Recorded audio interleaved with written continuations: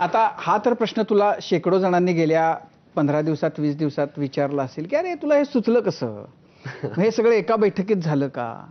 तुकड्या तुकड्याने आलं का? त्याचा क्रम असाच होता का? पुढं मागं झालं का? शब्द नंतर बदलावे लागले का?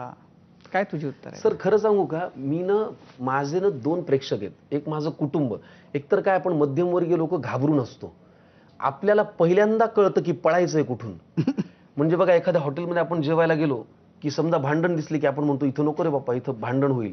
तर तसं मी माझी कविता ना पहिल्यांदा एक तर माझ्या कुटुंबाला ऐकवतो आणि नंतर माझा एक मित्र आहे डॉक्टर अनिकेत सराफ म्हणून, सारेगमपच्या पहिल्या पर्वात उपविजेता होता. तर त्याला ऐकवतो.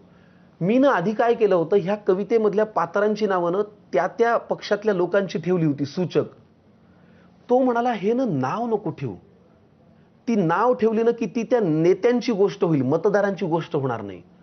तर मला ती सूचना इतकी महत्वाची वाटली, मग मी ती नावं काढली.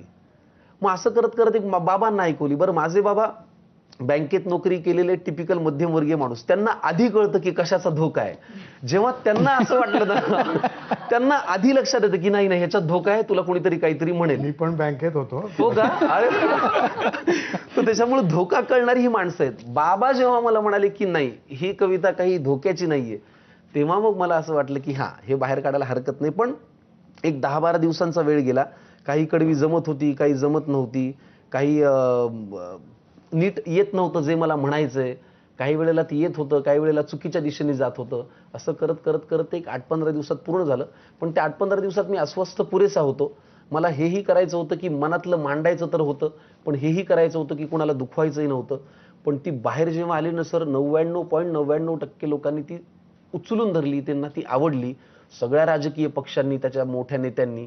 1% ते तर काय म्हणजे 0.1%. 0.1%. पण त्याचं काही ठीक आहे म्हणजे ओके.